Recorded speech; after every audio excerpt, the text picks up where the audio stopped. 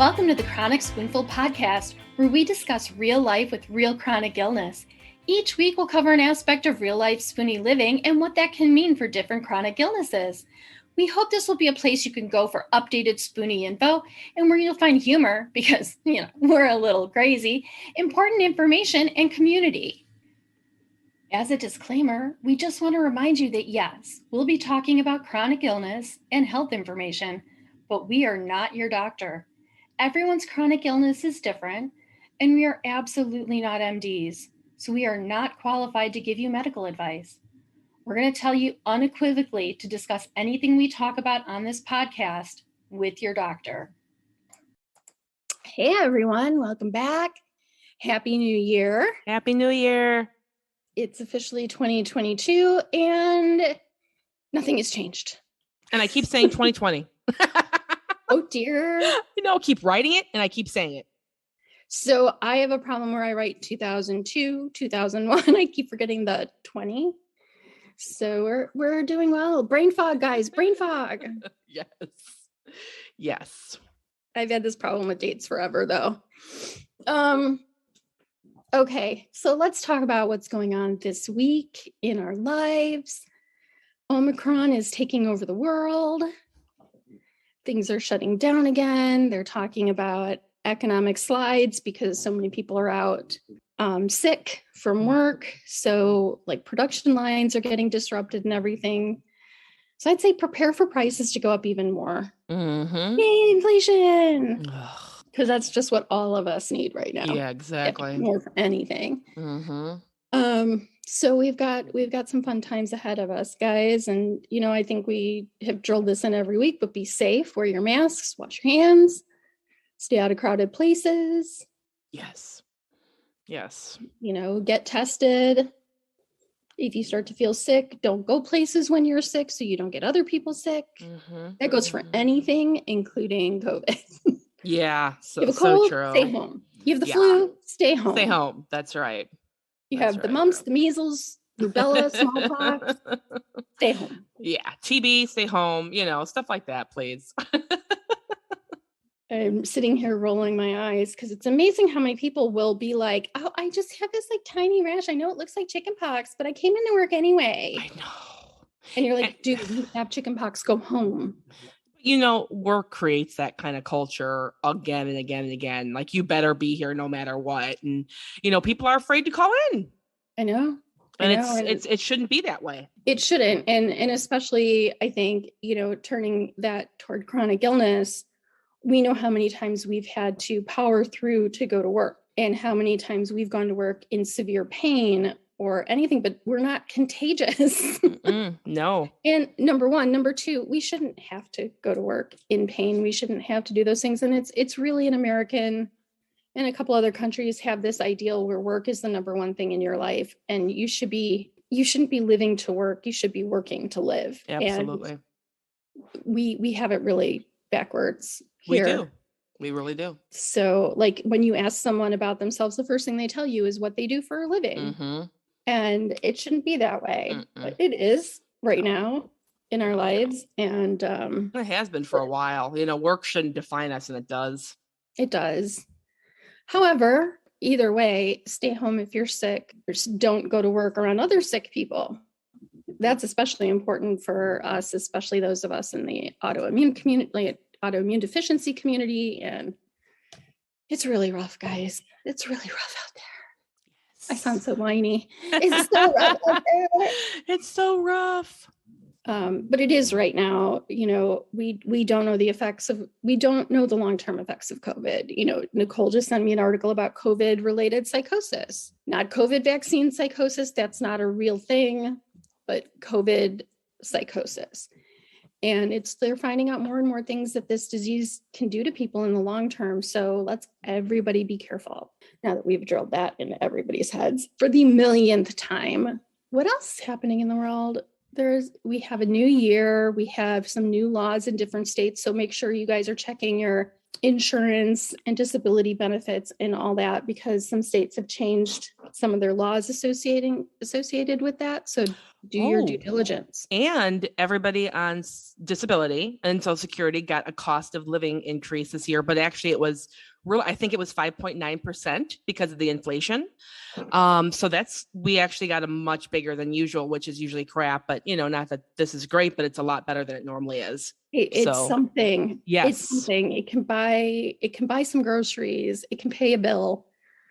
Oh, it's, what, any amount they're willing to give extra is still a blessing. I'm glad that I get the extra. I mean, is it what we should accept and be okay with? No. But is it good to have? Heck yeah. Like I'm not going to say a big giant thank you for something that barely helps people live. No. But I'm not going to like turn my nose up at people getting some extra money to help pay for. Well, you have to remember though, too, the cost of Medicare now went up. So it's going to, you literally are not getting that extra $98 or $100 because they've gone up by like $40 a month. And then your deductibles on things or whatever has gone up. It's just, they said, actually, I was listening on the news. They said that Medicare costs will go up by 20 to 30% this year. That was It's not even just Medicare costs, because I buy my own health insurance on the exchange. Right. So because my current employer doesn't offer it. Right. It's a reimbursement type thing. So I have to buy my own insurance, and those costs have gone up. I'm on a different tier now of health insurance because the tier that I was on would have gone up like a few $100s a month. I mean, it's still good health insurance. They're still going to do all the things that they need to do. It's not a huge change. It's more that my deductible went like tripled. So like, I'm just hoping that I don't get that sick. I'll hope for those things, but not everybody has the luxury of saying that. But yeah, it's even just the cost of regular insurance has gone up too. And all of our costs of living are going like through the roof. Groceries, it's horrible. Yes. Substantially. Groceries are going up. Regular everyday items, their prices are going up because we still have supply chain issues.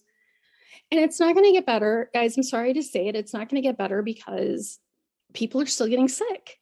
Yeah. One of the things that they're finding is that they can't get people to come into work now, not because they don't want to work, but because they're too sick to work. You tested positive for COVID, you can't come in today. But it's not like people are planning vacations 3-4 weeks ahead of time where you can fill those spots with another person through scheduling. It's more like someone found out at the door when they're doing their tests that they're positive and they have to go home. Yeah.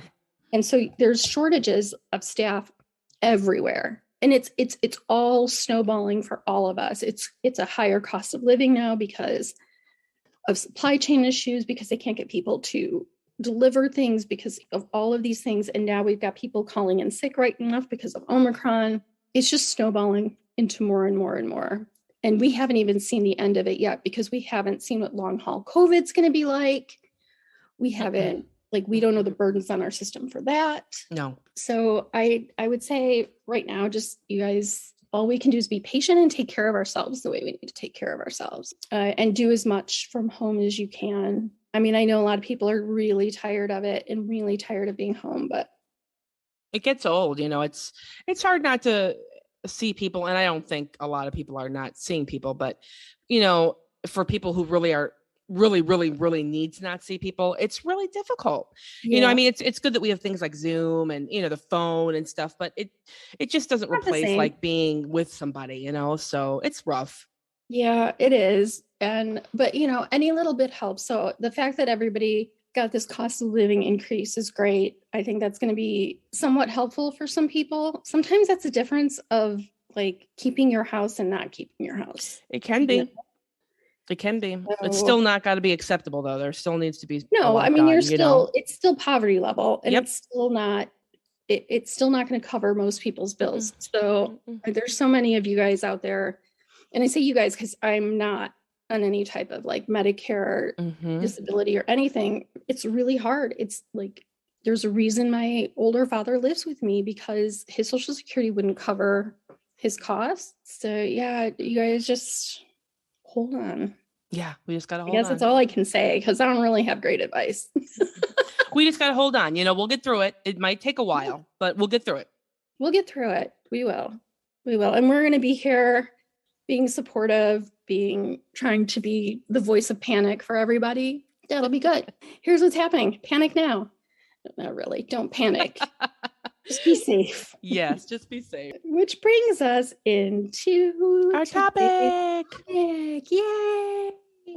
Which, by the way, both Nicole and I are dealing with quite a lot lately. And actually, seems to be a lot of people, for some reason this year, are flaring like crazy. I'm saying like a lot.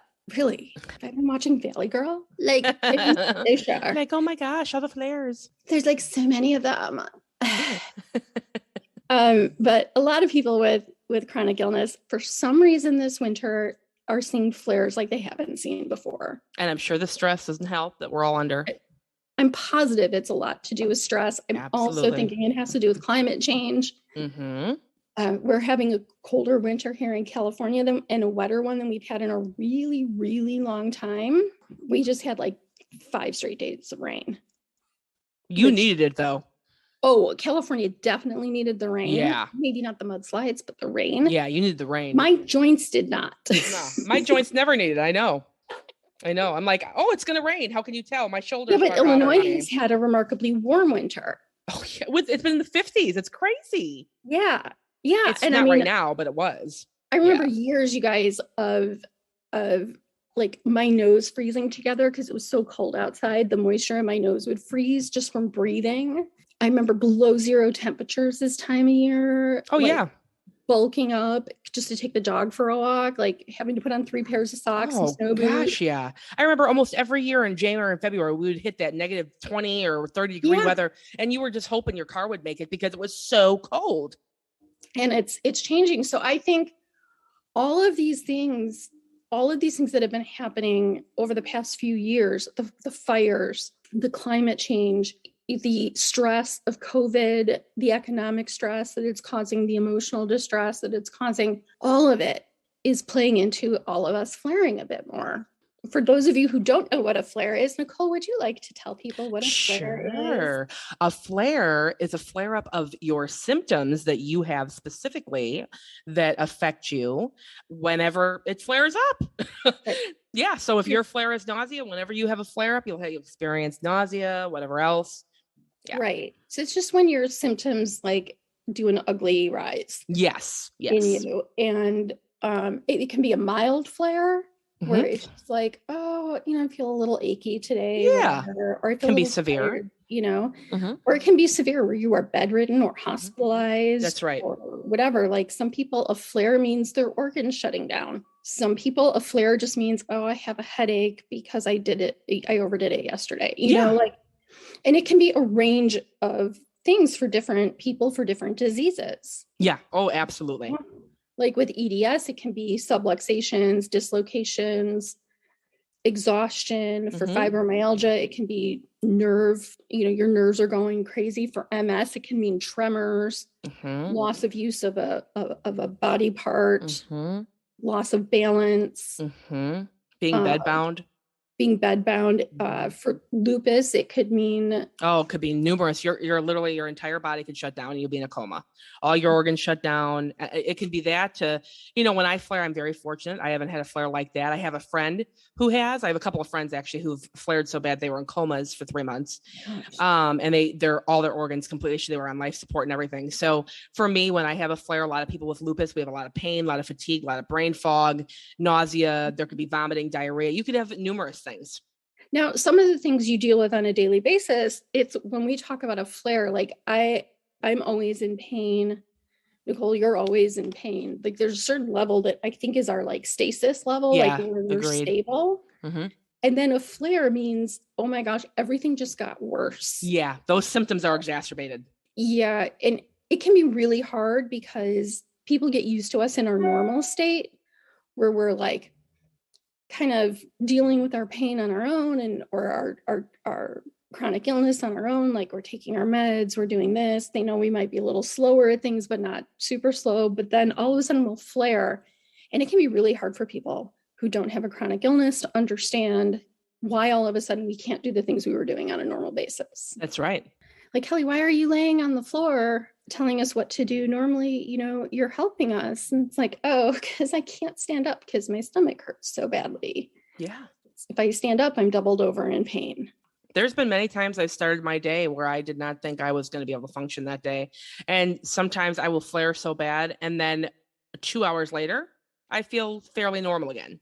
Yeah. It's very weird how flares can change. Don't have to be this long. No. They don't have to be long and drawn out. They can be a quick flare of symptoms.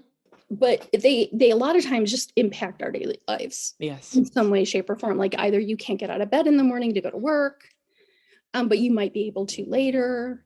They make our lives very unpredictable. Very. Our flares. It makes it difficult for people around us to understand it because we do become so unpredictable.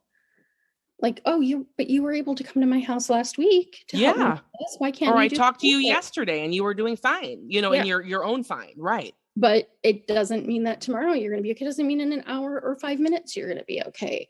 No. So I think it's really important for people who don't have chronic illness to ask, how do you flare? Right? That's a good question. Yes. And what do you need when you flare? Does that mean everybody's going to be understanding? No. And I think that I was telling Nicole earlier when we were talking about this topic, I had said, that's a great way to evaluate who should be in your life and who shouldn't. Definitely. Because people who should be in your life are the people who understand that when you're having a flare, it means worse. And when you're having a flare, you need help or to be left alone. Sometimes I just need to be left alone. Just let me lay in this dark room. Yes, exactly. I'm going to put on my music. I'm going to cover up. Right. I need a sensory deprivation tank right now. Yep. Yeah. So I think, but you need the people in your life that are going to be like, what can I do to help you? What can I do? Do you need anything? Okay. Well, I'd love to say you need the jobs in your life that are going to be supportive of that. Not all employers are. Some employers are, but not all. But these are the things you need and you want in your life. So when someone or something isn't giving it to you, that's a good sign that it's got to go. Is that always easy? No. The sentence was super easy to say, guys. Yeah. And sometimes you may be stuck for a while. But the doing can be really tough. And as much as I want to tell everybody, oh yeah, you got to rest through a flare, you got to do all these things. We don't always have that luxury. You're a single mom with a 2-year-old at home and your flare comes up. You got to feed your kid. And some people are fortunate enough to be able to push through a flare. There's times I can't. I just can't. I don't have the option. I mean, I'm literally, when was it, Kel, like 6 months ago when I had to crawl from the bathroom, my bed to the bathroom. And that's how I was able to go to the bathroom. And I would hold it for as long as possible because I couldn't do anything. And I finally caved and went to the hospital and got the IV Solu-Medrol infusion so I could function again. But, it's like you're damned if you do and damned if you don't sometimes. So it can be really scary and people should be understanding of what we go through, but sometimes they just aren't. They just aren't. And by the way, that's medical personnel too. Yep. Who don't always understand. So you can't, I think from our perspective, one of the things we talk a lot about is having reasonable expectations of other people. If you tell someone, which by the way, we should all be better at communicating when we're flaring. Yeah. And I believe that if you aren't going to accept that this is my life now and this is how I'm going to be, I really don't want you as part of my life. And I've cut some things out because people just are like, well, why can't you do that? Well, why can't you do that? And I no longer look at them like FOMO. I look at them like my life is blessed because I don't have that stress anymore.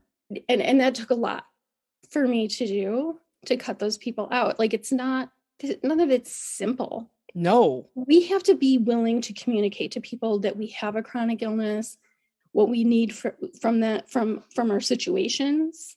Not necessarily even from a person, but from a situation when we have a chronic illness, including our flares. Absolutely. And that is our responsibility as people with a chronic illness. People cannot read your mind. This is something that had to be completely drilled into me because I would get so offended when people wouldn't ask, what do you need? Can I help you?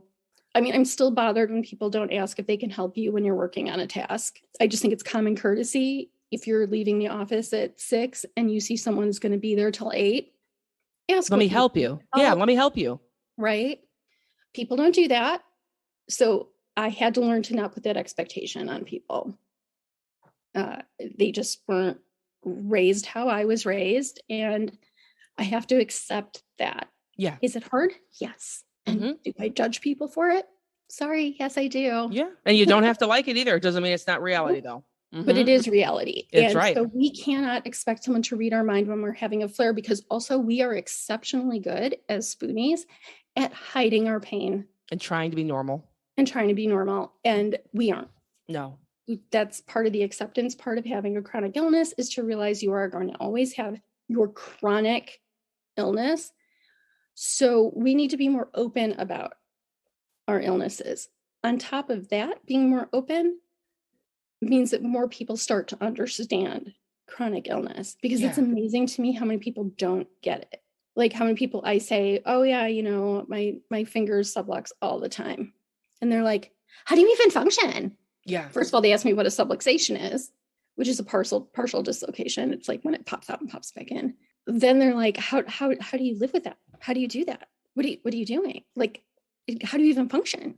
People ask, when you tell people that you deal with dizziness all the time, or, problems walking, or they'll be like, what's the doctor saying? What's the doctor doing? And sometimes they just can't do anything. And that's really hard for people to understand.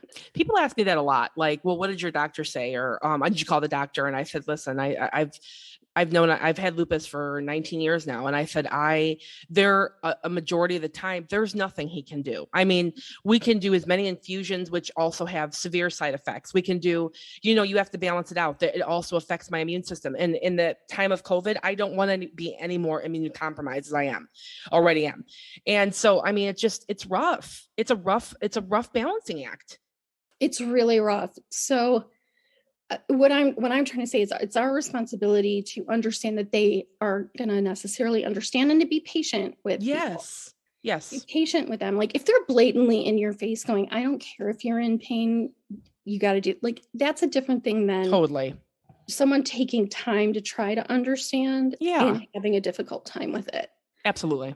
And you have to accept that they're grieving a loss also with you, because you used to be a certain way and now you're not. Yes. So that you're taking, it's not as severe as us having the illness. So don't get me wrong there, but it's taking away a part of your relationship they used to have. So they have to kind of get used to the new normal also.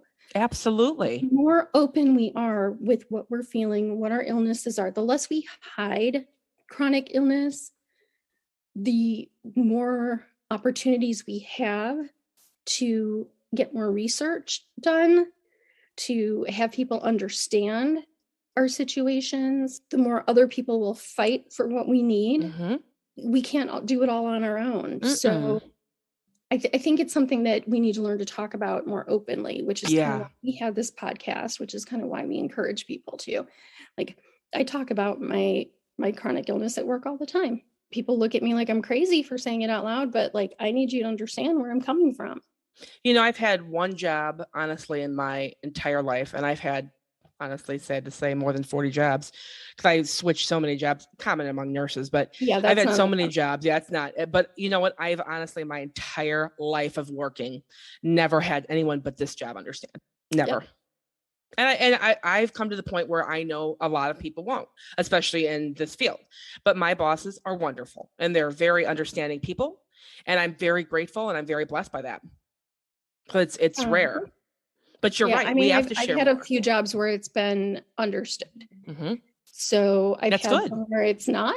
And I've had some where people have been like, oh, okay. Like it because I went for so long without a diagnosis, but people knew something was wrong, because I would tell, like, I'd have to go to doctors to see doctors for different things. I had different surgical procedures. I had, I would be laying on the floor because I couldn't stand up at an event.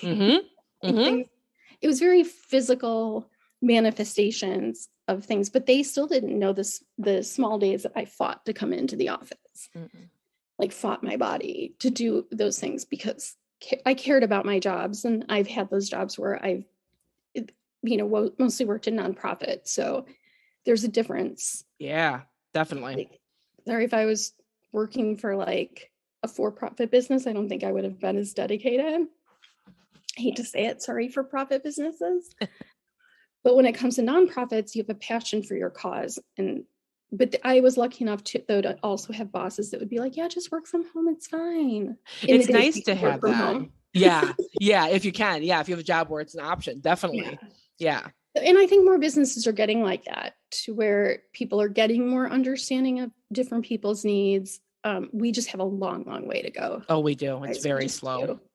But that's the issue with flaring. Mm-hmm. So when we talk about a flare, and we talk about you can have a minor flare to a serious flare, we also have to be careful in how we phrase our flares. Mm-hmm.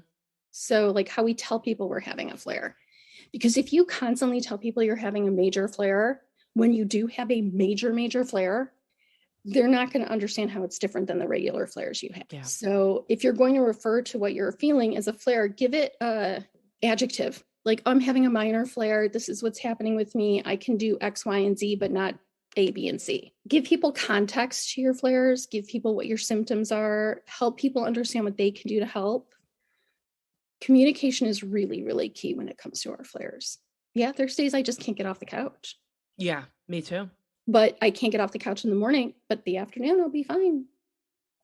Or there'll be an afternoon where all of a sudden things are swelling up. Like, I've had to take my shoes off at work because my feet will swell up. Now, is that a major flare? No, but it's a flaring up of my symptoms. So if someone's like, why are you walking around in socks? I'm like, I can't put back on my shoes. Yeah. But it's important to communicate those things. It is. And it can be really difficult to do, like in the workplace a lot of times, but we have to communicate. There's a lot of ways of communicating what goes on with your flares. Yeah. You can write. You don't have to tell anyone. Yeah, you can do a lot of things. You don't have to tell anyone you have a chronic illness. You don't even have to tell anyone you're flaring. Mm-hmm. But if you are in a very uncomfortable place and you can't do your daily functions, and you can't, or you're not doing something up to what you consider par at work, in your personal relationships or something, communicate that, hey, I'm in pain today. I have a migraine headache today. Or, you know what, my body's just not quite working right. I need to take today and take a step back. My vision got super blurry today, so I can't read my computer. I need to take a step back. You don't have to be like, I have fibromyalgia. I can't come in, or I have MS. I can't come in. You don't have to, like, if you're not comfortable with it, you don't. No, you can just tell someone you don't feel well. Yeah.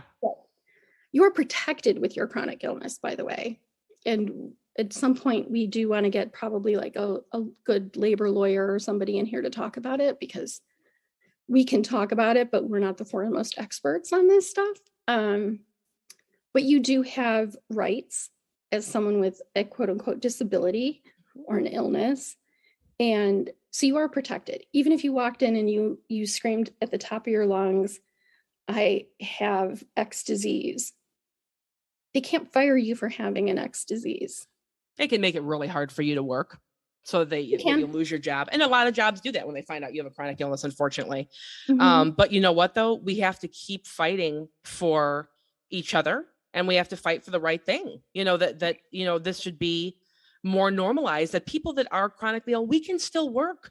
Yeah. We might need some accommodations, but that's okay. We can still do a really good job. By the way, we can sometimes do our jobs better than people who don't have chronic illnesses, right, because we fight so hard to have normal lives. That's right.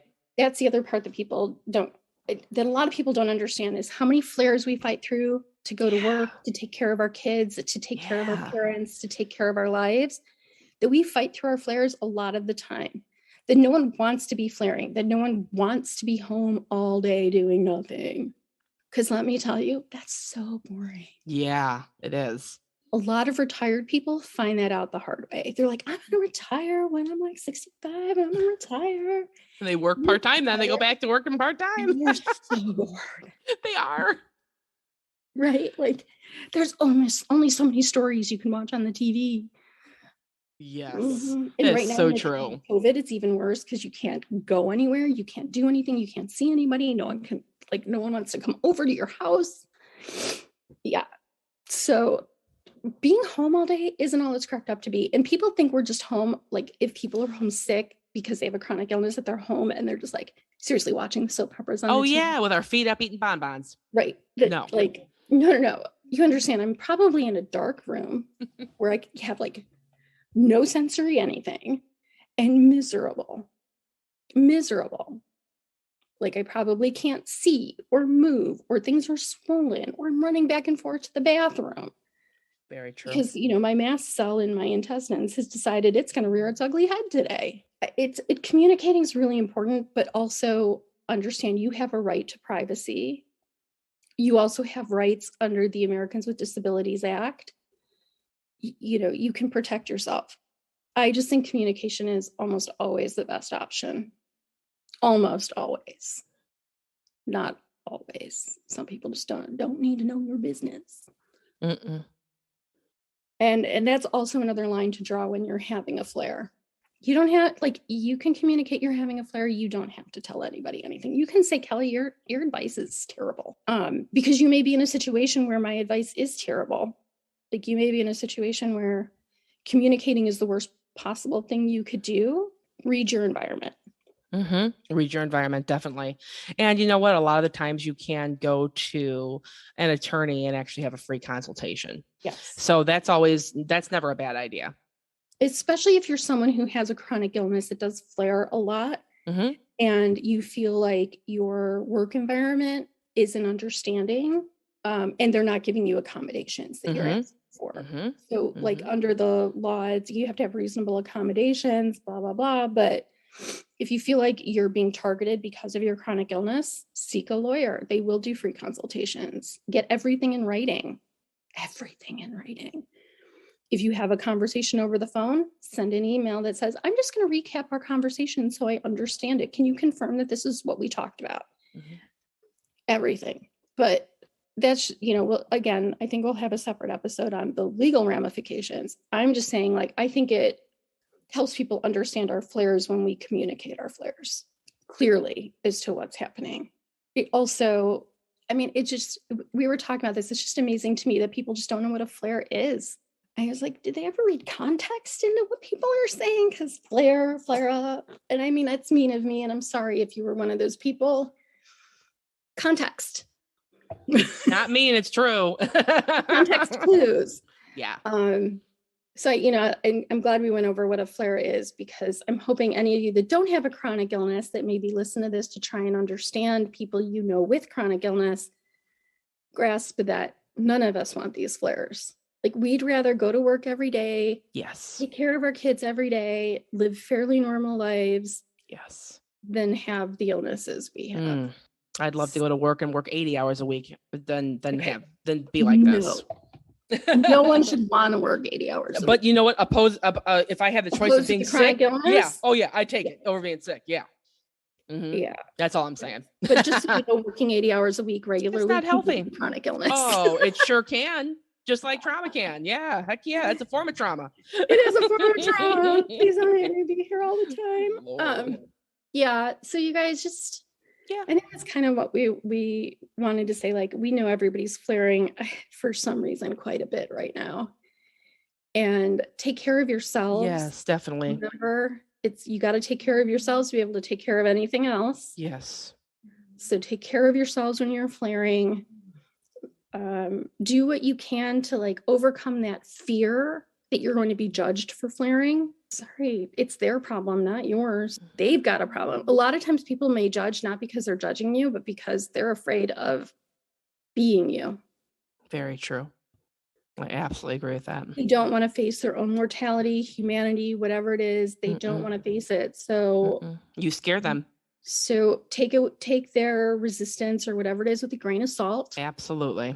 Some employers are really just out for a bottom line. You're a worker bee to them. Accept it. Move on. Either move on to another job or accept where you're at. If you can't get out of bed and you need help, there's places that can help you. Look for your resources. It's really good to look for your resources when you're not flaring. Have a list of them. Yeah. And every state's different, some have more, some have less. So even so, if you have that list of services, I can't get up to go get groceries. These are people that deliver groceries either at a reduced rate or at no fee. There's food pantries that will deliver to your house, Meals on Wheels, things like that. Your insurance benefits of some sort could have home health care in there. know what those are. Yeah. I mean, you have to know your state. A lot of states won't do that. I mean, there's a lot of, you can't pay for groceries, you're not getting them. Like in Illinois, there's no places that will, like, there's no shelters that will deliver. I mean, there just isn't. They don't do that here. But I mean, like, there are, like, Meijer, you know, when I deliver, if it's not under $50, it's free. Yeah. Or it's $5. There may not be places that deliver, but there are services sometimes that will to there people are sometimes who are homebound. Like Meals on Wheels is one of those places. If you are homebound, you know, I'm not saying it's going to be easy to get the services, but it's easier to look for them when you're feeling okay. No, you're 100% right. Yeah. You don't want to do this when you're sick. No, because you don't have the energy or the wherewithal to all these resources. So if you know what your flares are like and you know what you need on your flares, have those lists of services by you. Then you can call in those services when your flares get really bad. Yeah. Or call before and say, hey, can I be on a list? You know, of people who, like, need help, but not every week. Not all the time. You know what I'm saying? Like a PRN list or something. Is there something like that? It's really good before you have a flare to get any services you can so they know who you are and you know what is available. Right. And if nothing is available, then you call friends or family if you have them. Like, you know, I am very lucky to have an insurance company that covers telehealth. Yeah. Mine does. And I also have a doctor. I have many doctors that do telehealth. Me too. Thank God. Right. So, like, there was a time I needed to see my allergist and I couldn't go in to see her. So we just did a Zoom call. Yeah. Like, that's it. Made it so easy. It's so easy. She didn't need to do a physical exam of me. There wasn't a reason for that. It was just like a follow-up to something. So simple enough. I didn't have to expend the energy or, you know, hurt myself by going in or have to reschedule, which would have been like weeks down the road. Just knowing what your resources are, knowing what you can do when you're having a flare. Yeah. And if you have friends that have chronic conditions, you know, and you're not having a flare at that time, ask what you can do because you understand. There's a lot of places that don't have services. They're too poor. They don't have them. You're not going to get anything if you don't have friends or family. But a lot of people don't even have friends or family. So try to be sensitive to that, you know, if you can, if you're, you know, even if you're healthy and you know, the neighbor down the street has something, you know, be sensitive to that. See if you can pick something up while you're at the grocery store. Ask them. There's plenty of people actually who are willing to help. There's like a lot of churches that are willing to do this. There's a lot of like VFW halls. There's moose lodges. There's youth groups all over that are, you know, just chomping at the bit to help people. That's what we're saying. Call when you're not sick, because you don't want to make 10 calls when you're sick, you know. And find out who does it. Find out who does the things you need. Like I use a pharmacy that delivers to me. So I'm always making sure I'm a week to 2 weeks. Well, they actually help me make sure, but like always a week to 2 weeks up on my medication, which isn't always possible with some meds. And I understand that because some meds are controlled substances and blah, blah, blah. But have conversations with your pharmacist. What if I'm bedbound? How do I get this? Because some prescriptions require signatures and stuff like that. So figure it out while you're healthy. And I mean healthy in quotations. Yeah. our normal. Normal. But when you're feeling better, figure these things out and keep track of them. And then this way, it's a much simpler process when you are not feeling like processes at all. And if you have people who are supportive, allow them to come in and help. It's one of my biggest flaws is I am terrible at asking for help. Really bad at it, guys. I think a lot of people are, Don't be me. I can be bad at it too, so I get it. I'm bad at it too. It's hard. You feel like you're inconveniencing people. You feel like you're putting burden on them. But at the same time, 9 times out of 10, your friends, your family want to help you. Yes, very true. And are more than willing to bend over backwards to help you.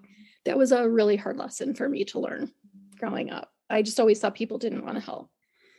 But in fact, most people do. So ask for help, communicate your needs, have your list of resources, and forgive yourself. It's not your fault. Self-compassion is very important. Yes. Self-patience, patience for yourself, compassion for yourself, love yourself. Don't beat up on yourself for having a flare because it doesn't help. Even if you did something that caused the flare, like I'm supposed to be gluten-free and I eat bread. Forgive yourself for eating the bread and move on. That's right. Don't beat yourself. It doesn't help to beat yourself up. It just doesn't. Because, by the way, sometimes that stuff is hard to resist. That's right. We all know. Yeah. No one's perfect. Let's not try to be perfect. Oh gosh, so far from perfect. Yeah. Too much work to even pretend to try. A sign across my forehead that says far from perfect. Yes, I want to make a shirt like that. I mean, not as far as other people, but still. Kidding, guys. Oh gosh, sorry. I just had to throw in a day of I just love you. Figure yourself up. Yeah. So that's kind of where we're at. Yeah. Yeah, that's pretty much, what we wanted to communicate. So we're not going to be able to go through what specific things you should do for every specific flare, but you are welcome to share your flares in the Facebook group. And people, I'm sure, would love to help you with advice. Still believe if you're having a flare, go through your doctor. Anything you do, go through your doctor. We're going to keep saying that and drilling it. Go through your doctor. Yes. Because what someone recommends who is not a doctor may not know your entire situation. No, and it could cause you harm.